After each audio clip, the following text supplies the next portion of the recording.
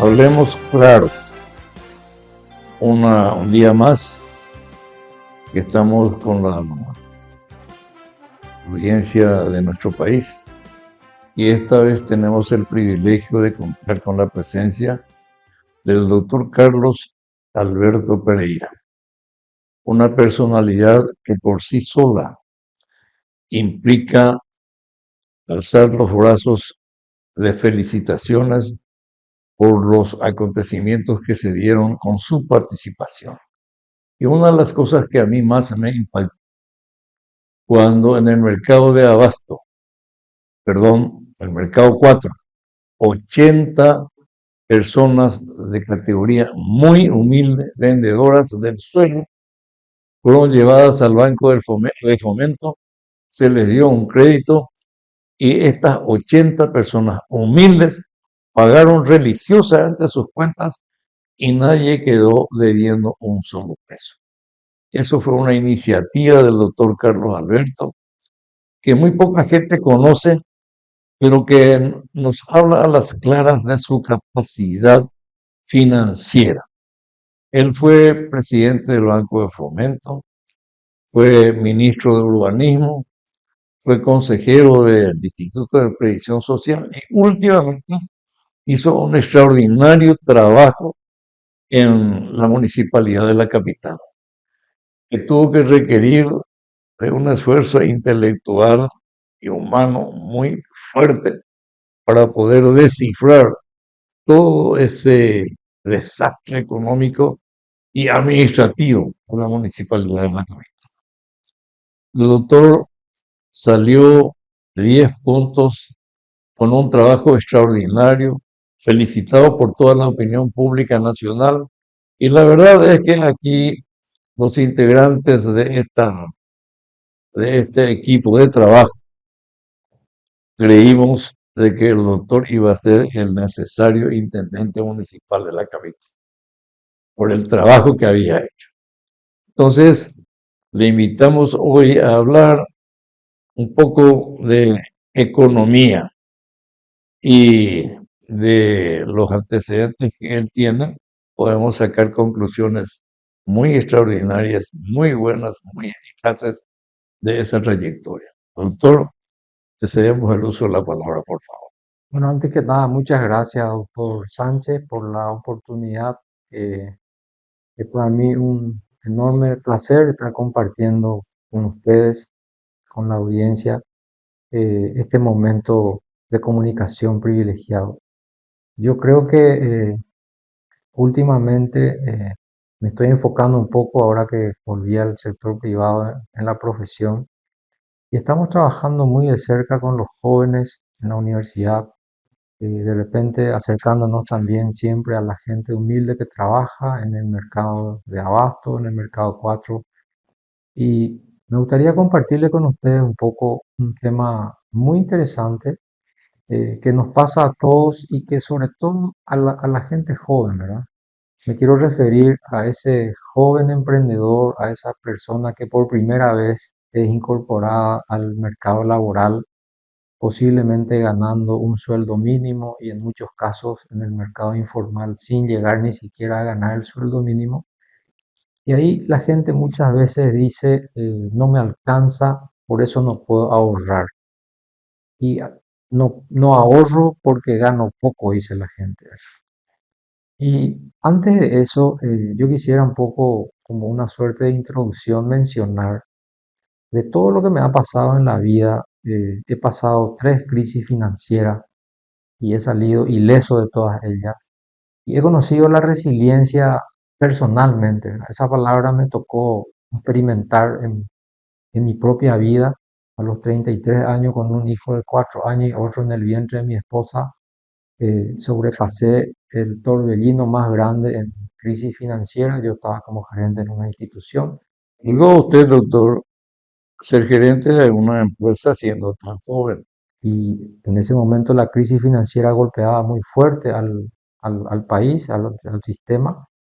Y por suerte ya tenía mi estudio contable y de auditoría, ya había egresado de la Universidad Nacional de Asunción y eso ha sido siempre mi colchón de seguridad, como yo le llamaba. Y quizás de visibilidad me salvó de muchas cosas. Y es lo que yo veo que hoy los jóvenes no tienen, ¿verdad? La gente no se prepara para el futuro. Hasta el dinero que uno gana puede perder, pero el tiempo que inexorablemente pasa es lo que no se puede recuperar. Un día que pasó es un día que se fue, es un día que se resta en nuestro calendario de vida. Entonces, nosotros en nuestro medio, nuestra educación adolece todavía de muchos factores que inciden en la calidad de vida de nuestra gente. Y no nos damos cuenta porque nuestro sistema educativo sigue siendo deficitario en materia de formación, ¿verdad? Cuando yo estaba como ministro de Planificación, en la Secretaría Técnica de Planificación antes de ser ministro de Urbanismo, una de mis propuestas era de que se incorpore en la malla curricular el concepto de ahorro, el chanchito que sea un símbolo de ese es el futuro, ¿verdad? Y pudimos meter algunos dibujos, ¿verdad? Pero no se pudo concretar, incorporar como una asignatura, ¿verdad? El interés compuesto, ¿qué es? ¿Por qué es importante? Y entonces eso pasa un poco porque a lo largo de toda la investigación que hice, en nuestra familia es muy difícil encontrar un hogar en donde se hable del dinero. No existe entonces en la tradición nuestra el ahorro. Los judíos, por ejemplo, en el Talmud, ellos acostumbran a que desde muy corta edad ya insisten en el uso y el cómo funciona el dinero. Hablan en la mesa, en el almuerzo, con los hijos. Es más, ya le entregan una suma para ver qué hacen con esa plata y para ver qué habilidades puede tener ese niño o ese joven, ¿verdad? Porque muchas veces creemos de que lo que vamos a la universidad nomás podemos desarrollar talentos y hay tantas personas talentosas, habilidosas, pero que están atrapadas en un cargo público en donde se le consiguió y está con un yugo dependiendo de alguien en donde sin darse cuenta, como dice Víctor Frankl en su libro El hombre en busca de sentido, no tiene la libertad de manejarse por sí mismo, en donde a lo mejor hasta va a ser más productivo. Entonces en nuestro país tenemos un problema hasta de tabú, en donde creemos que el tener dinero es malo. Hay gente que dice, se voy a junte voy a pesante a mano antes. Acaba de, con esa mentalidad, acaba de decretar ese estacionar su mente en el subconsciente, él ya decretó ser pobre por esa forma de pensar. Y me voy a un ejemplo, ¿verdad? Una persona que gana 4 millones de guaraníes y gasta 5 millones 600 y dice, bueno, yo siempre fui así, es lo que soy y así nomás lo voy a hacer y esa es mi forma de manejarme y bueno, yo soy pobre y así voy a hacer. Esa es una persona que ya está predispuesta a enfrascarse en ese concepto de mentalidad pobre, porque uno realmente no es pobre, uno es pobre en la forma de pensar. Y en el mismo ejemplo, una persona que gana 4 millones y que gastó 5 millones 600 y que dice, me pasé 1.600.000, en algo me excedí, ahí ya hay una conciencia. Entonces, eso puede ser corregido. ¿Por qué? Porque él conoce que algo falló, dejó de anotar algo, pero que al anotar va a poder cambiar. Esa es la actitud. Entonces, ahí es donde yo distingo un poco la inteligencia emocional y la educación financiera. Conocí personas que ganan 4 millones de guaraníes y aún así pudo ahorrar porque es disciplinado, paciente, mesurado, austero. Y conocí personas que ganando 40 millones por mes no le sobra. Esa persona que tenía inteligencia emocional no tiene la educación financiera para poder forjar el ahorro, por más pequeño que sea, para su futuro.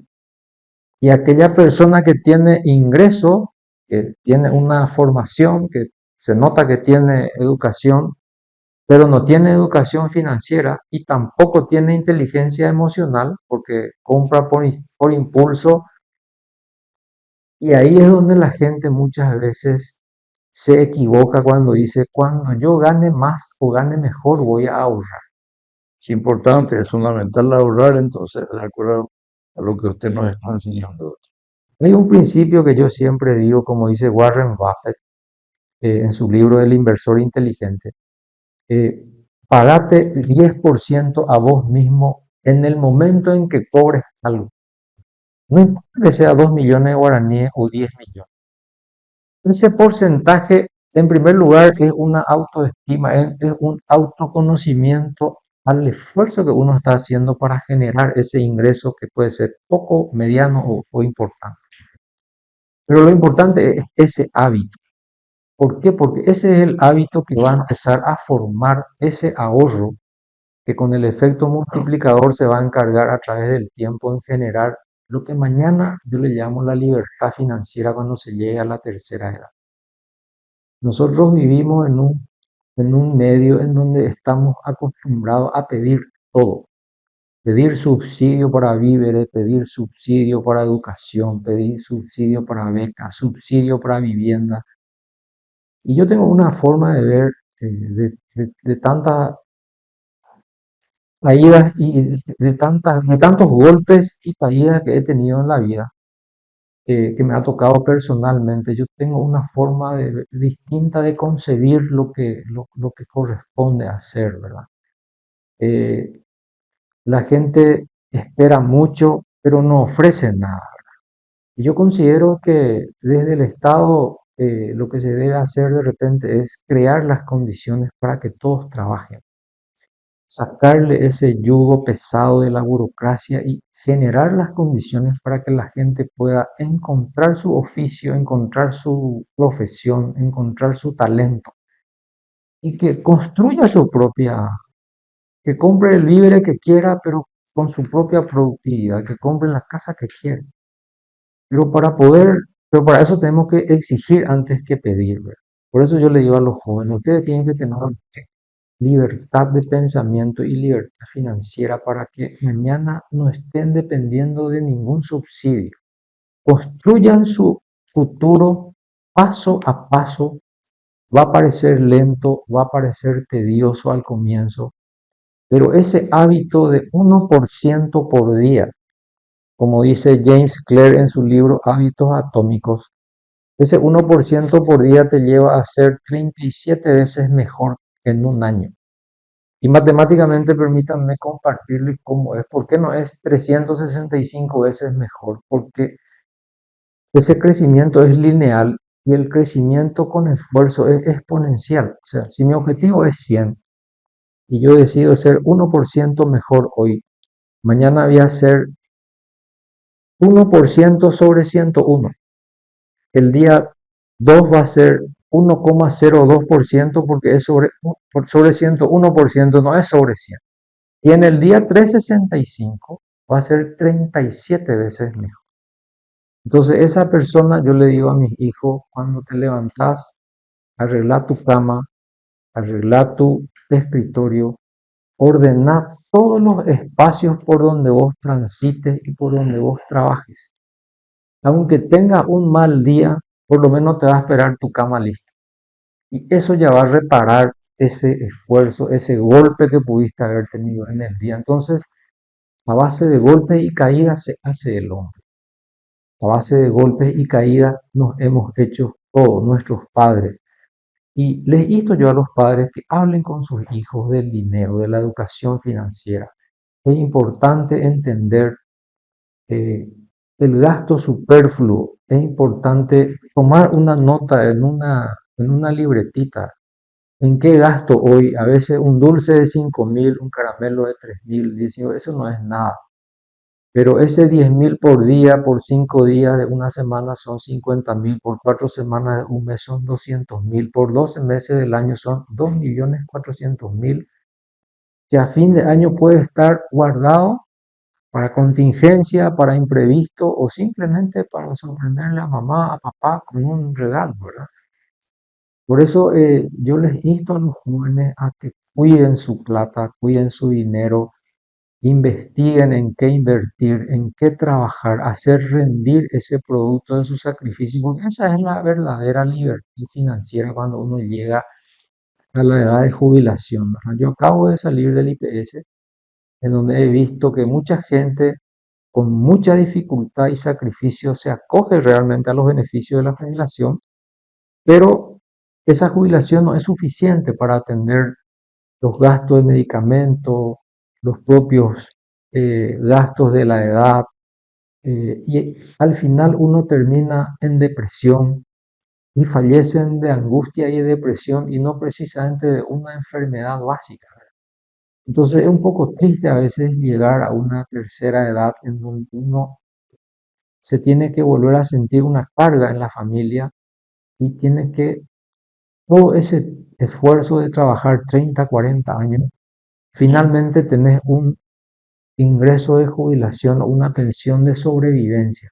¿Cómo se puede instar a nuestra gente a superar estos problemas? Por eso yo siempre le hablo a mis hijos, a los alumnos, a los jóvenes, que construyan su futuro, ¿verdad?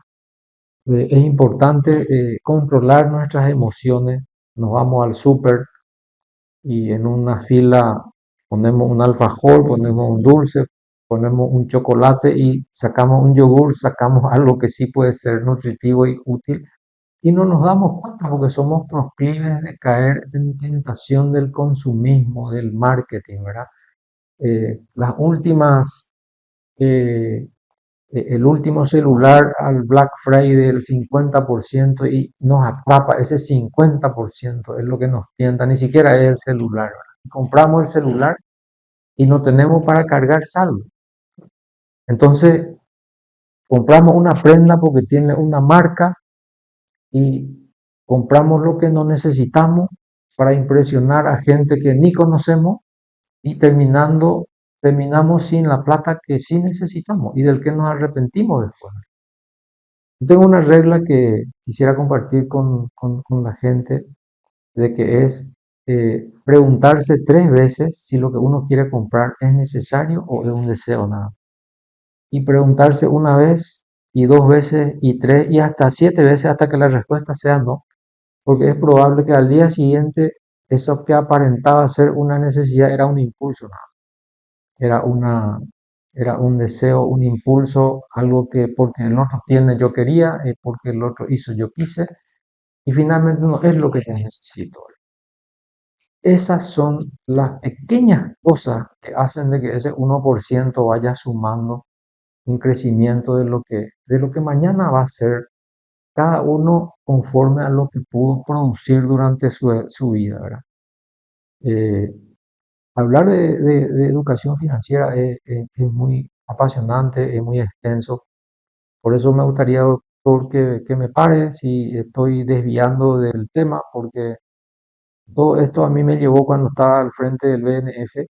He participado en la modificación de la Carta Orgánica que le convirtió realmente al banco en una entidad de competencia, de poder competir de igual a igual y ser una banca poderosa hoy en el sistema financiero, una banca de primer y segundo piso, que no solamente dicta las pautas de políticas públicas a nivel de crear las condiciones para asistir financieramente al sector industrial, al sector agrícola, al sector agropecuario, al sector emprendedor, a la mujer, a los jóvenes incluso, porque hemos sacado crédito comprando deudas de gente que estaba en la usura, como los maestros, los policías. Hemos apostado a la dignidad de una persona que trabaja en el mercado, donde pagaban tasas usurarias del 10% por día, que son 3.600% al año, es cosa increíble, ¿verdad? Y yo creo que las políticas contracíclicas son las que le sacan a la gente de ese pozo o de ese bache en que está metido y pobre no puede salir porque no hay ni un brazo articulador que le saque de eso. Y yo considero que las políticas públicas deben ser hacer exactamente lo que el sistema privado no ofrece, porque no todo es rentabilidad en materia del ejercicio de la función pública. Hay que combinar el, la responsabilidad social, la utilidad dentro del contrato social, cuál es la contribución social que cumple en un determinado área geográfica, una determinada área geográfica. Y no todo es rentabilidad, ¿verdad? Cuando estamos en función privada, sí, la rentabilidad es nuestro norte porque nos pagan por producción, pero aprendí y entendí en la función pública que muchas veces la rentabilidad tiene que ser compensada con el beneficio social que produce ese servicio, que a lo mejor se está produciendo con un coste por encima de lo que realmente vale, pero que tiene un rostro humano, una justificación que atender, ¿verdad? Y cuando digo eso, me refiero a la gente, me refiero a ese joven que necesita estudiar, a ese empleado o ese obrero que necesita trabajo, que necesita un oficio, y a esa persona que con todo su sacrificio enseña en las escuelas, que son las maestras, y a la persona que llega a la tercera edad y solamente depende de alguien o depende de una pensión, ¿verdad? Yo creo que en esas cosas todavía tenemos que trabajar bastante como país, como profesional, como padre, en la función y en el rol que nos toque, tenemos que tratar de, en vez de sumar, multiplicar ese tiempo que perdimos en la falta de educación, porque realmente cuando uno mira el mundo, y siempre comparo los países asiáticos, ¿cuál es la diferencia? ¿Por qué Singapur, por qué Corea, por qué China mismo han podido salir de situaciones muy comprometedoras, muy complejas, y nosotros que somos más pequeños, que no tenemos de repente hasta geográficamente los problemas que tienen otros países, por qué nosotros estamos estacionados? Y no encontré otra respuesta más que en el capital humano, ¿verdad? Los países asiáticos casi casi tienen siempre alguna filosofía de Confucio incorporada a sus principios, a su manera de hacer las cosas. Y entonces creo que nosotros también en nuestro país tenemos que aprender a ser más fuertes en la educación. Por eso insto yo en la casa a no tener complejo de hablar con los hijos de cuánto gana papá, cuánto gana mamá, qué es lo que podemos comprar, qué no podemos comprar, para que el niño no incube esa envidia que muchas veces hace de que hasta tengan una niñez excluyente, porque dependiendo del círculo social también, uno cuando es niño quiere lo que tiene el compañerito, la marca que tiene, la bicicleta o la prenda que muestra, y eso produce ciertos problemas a nivel social, ¿verdad? De ahí empieza el problema de los famosos bullying, las exclusiones, eh, el marginamiento. Por eso es importante dialogar con los hijos sobre todo eso, para que haya conciencia, para que uno de niño ya pueda discernir qué es lo que le corresponde, qué puede, qué no puede, que no se sienta mal por el hecho de no tener una marca como puede tener otra persona. Y yo creo que eso también es parte de la educación. Eso que nos está diciendo usted, doctor, nos está significando que nosotros los paraguayos también podemos. Pero absolutamente, No hace falta llegar a Singapur ni a países asiáticos, que acá nosotros podemos. absolutamente. Eso que usted nos está señalando es una verdadera enseñanza para la audiencia que está viendo este canal. Y es una muestra, el paraguayo es guapo en la construcción en España, donde me tocó ver, hablar con ellos. El paraguayo es el mejor maestro de construcción en la Argentina, en España. ¿Dónde va el paraguayo? Y no Sobresale. somos, La mujer paraguaya ni hablar. no somos menor ni peor que nadie. No. Podemos ser los mejores. Usted Sí, habló de un tema de educación. Discúlpeme, quiero tocar un temita, sí, porque este es el sentido que queremos llevar a nuestra audiencia. Mejorar y no estar plagiándonos todos los días como en general se está haciendo por los medios de información del país. Yo tengo un profesor de gimnasia de 7 a 8 todos los días, tengo 82 años, y me mantiene una salud impecable. Y este señor es, en su vida privada, es mecánico de moto, Lámbara, y comenzó a trabajar con sus 3 hijos. Y le llevó de secretaria a una chica de 15 años. La chica, ¿qué hace? Limpia la moto.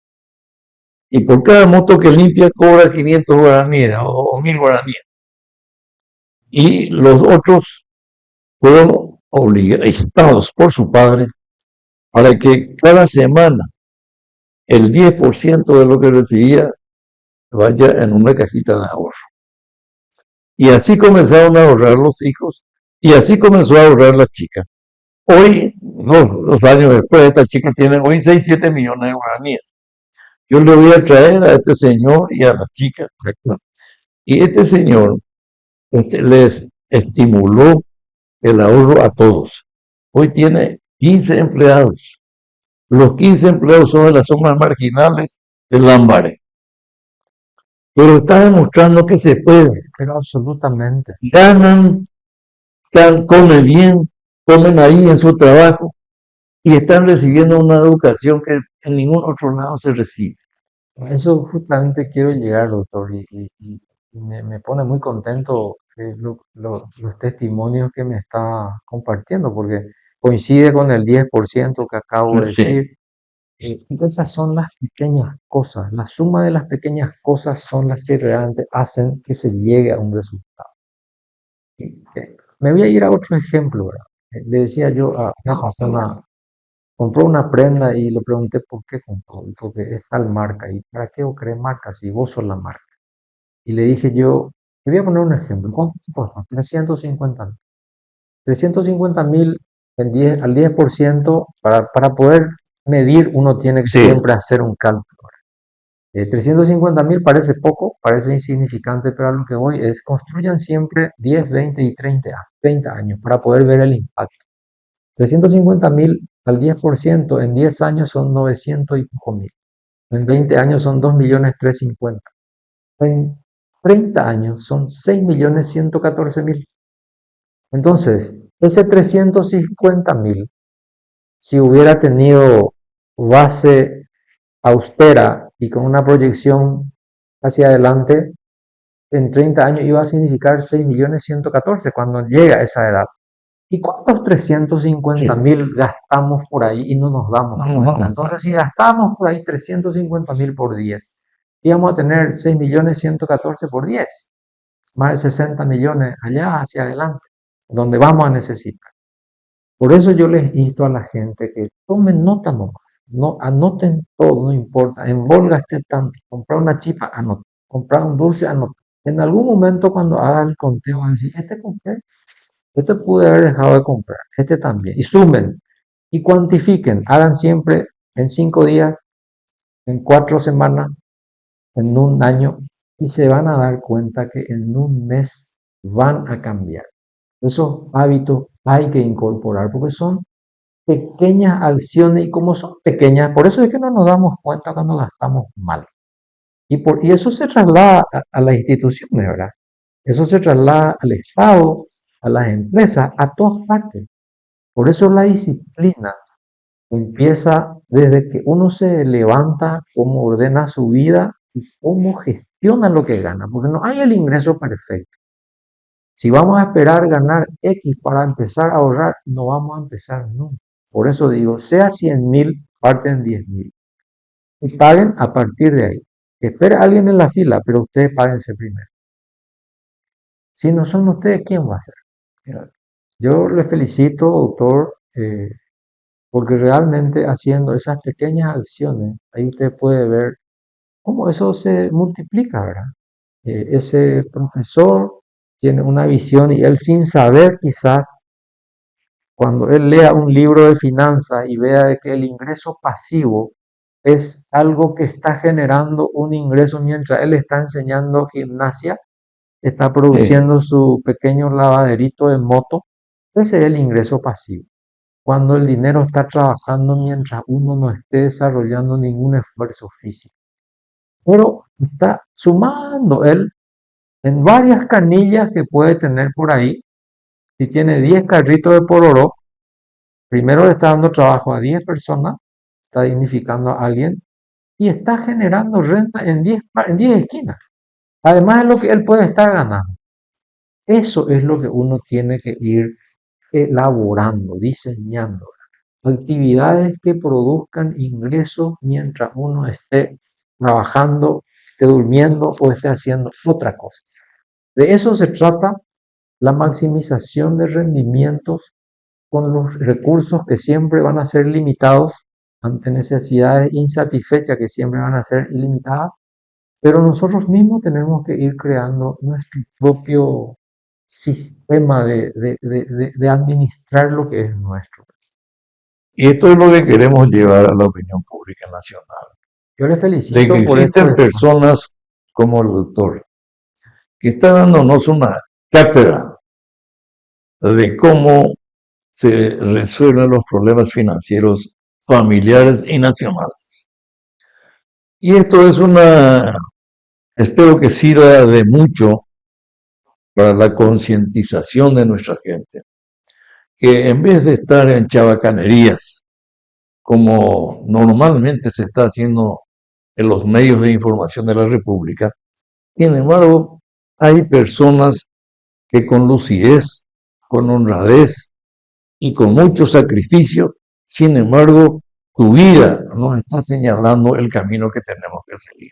De la misma forma que este señor al que hice referencia, que lo vamos a traer acá, Me parece que esos, para que no se esos crea son, que está... Para, esos son testimonios al que hay que promocionarlo, hay que motivarlos, hay que felicitarlos realmente, porque de eso se trata, ¿verdad? Yo cuando camino por la calle, yo me subo a un bol, hablo con la gente, con los jóvenes que conducen, le pregunto qué hacen, cuánto sacan, qué hacen con lo que sacan, porque lo que busco es contribuir con lo que le puedo dar de orientación, como para que yo me sienta mejor también de haber hecho algo más por alguien y de que ese ingreso que tenga por llevarme y por cobrar por su servicio eh, haga que sea rentable y más productivo para el mismo y que no sea para comprar una cerveza o para ir a gastar en una farra otra vez, como le dicen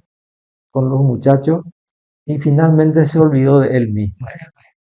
Eso nomás es lo que yo siempre voy y no me voy a cansar de ejercer esa docencia ciudadana que le llamo yo, porque uno caminando por la calle a veces encuentra injusticias en donde uno no puede dejar pasar, porque es una obligación moral que tenemos de que lo que podamos a corregir o en donde podamos a contribuir para que algo sea mejor, ahí tenemos que... y no esperar todo desde otra. No, no hay que esperar nada de él. Eso es lo que genera Entender que frustración. uno también puede mejorar si quiere. Yo aprendí, doctor, que la frustración es esperar justamente, a veces nosotros esperamos lo que no va a llegar, o esperamos que la persona que nos reciba o que nos va a saludar nos salude como nosotros creemos o como nosotros esperamos.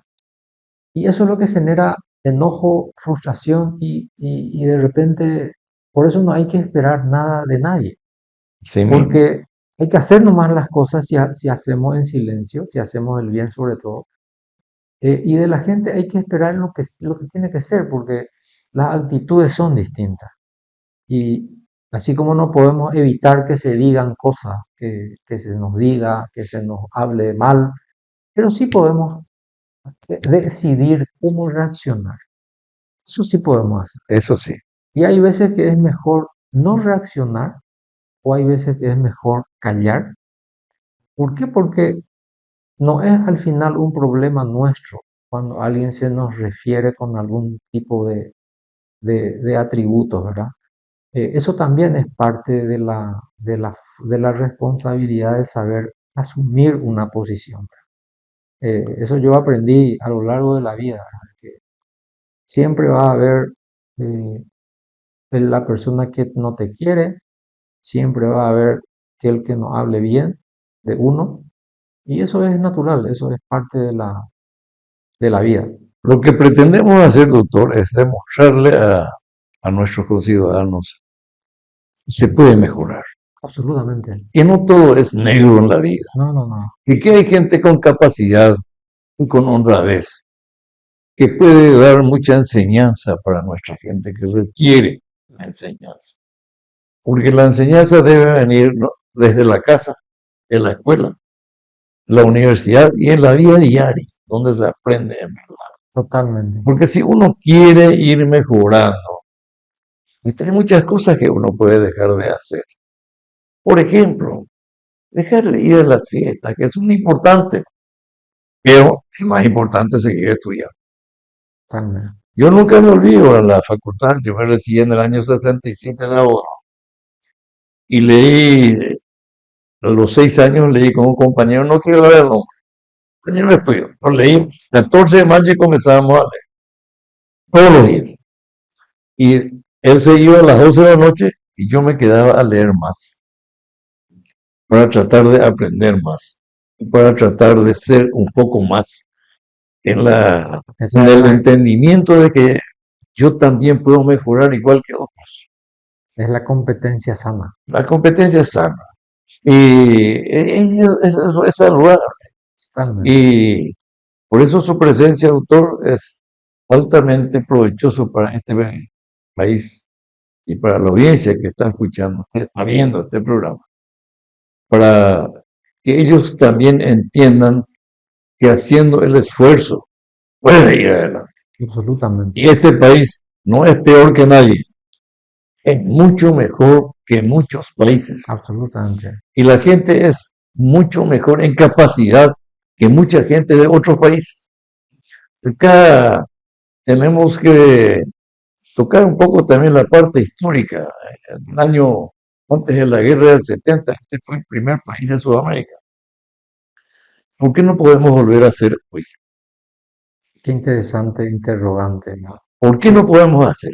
Y Y teníamos una clase de gente hasta en lo físico. 1,76 m era el promedio de estatura de los hombres de Paraguay cuando comenzó la guerra. Y el civismo en América tiene su base en el civismo paraguayo, con el doctor Gaspar Rodríguez de Francia. nuestra historia realmente es muy rica y eso es lo que yo muchas veces también les insto a la gente a leer, ¿verdad? No tenemos el hábito de leer y yo sí le pido siempre a la gente que trabaja conmigo que lean, porque es lo único que te enriquece realmente, porque los que no podemos viajar por el mundo, pero sí podemos leer y hoy con la tecnología no hay excusa para no explorar el mundo tener en una pantalla, ¿verdad? Ahí en la mano tenés, ¿verdad? Entonces, hay que seguir generando el hábito en la gente joven que lea, que investigue, que compare, que tenga esas ganas de hoy ser mejor que ayer y mañana tengo que llegar y ponerse metas permanentemente, ¿verdad? No hay mejor satisfacción de que uno se ponga una meta, por más insignificante que parezca, porque ahí lo único que uno está celebrando es su propio logro, ¿verdad? Está viendo el fruto de su propio esfuerzo, ¿verdad? Y eso nadie no te recompensa, es un autorreconocimiento que Eso es más importante que cualquier otra y yo cosa. creo que eso es lo que nosotros tenemos que seguir construyendo con nuestros jóvenes, ¿verdad? Que ellos busquen en qué son buenos, en qué son las destrezas y habilidades que tienen, pues ahí tenemos que apoyarlo. Si hay alguien que juega bien al fútbol, que sea el mejor futbolista de su equipo, de su clase, de su grupo, lo que sea. Si es un buen tapicero, que sea el mejor, como para que realmente sobresalga en lo que sabe hacer. ¿Verdad? Él va a tener satisfacción personal, va a tener ingresos conforme a su productividad, va a poder formar su propio entorno. Yo creo que esa es la satisfacción más grande que uno puede tener. Doctor, su presencia ha sido altamente provechoso para nosotros, para quienes estamos en este tema de tratar de llevar la voz de aliento para la ciudadanía, la esperanza cierta de que se puede mejorar Yo le y felicito, que la honradez sea la norma de conducta que nos permita seguir adelante. muchas Muchísimas gracias. gracias por su presencia. Al contrario, doctor Sánchez, muchas gracias por la invitación y ojalá podamos volver a tener otro encuentro para seguir hablando de temas tan importantes que afecten a nuestra juventud, a nuestras familias, la tercera edad y por sobre todas las cosas que sean temas de interés local nacional. Muchas gracias, Muchas doctor. gracias.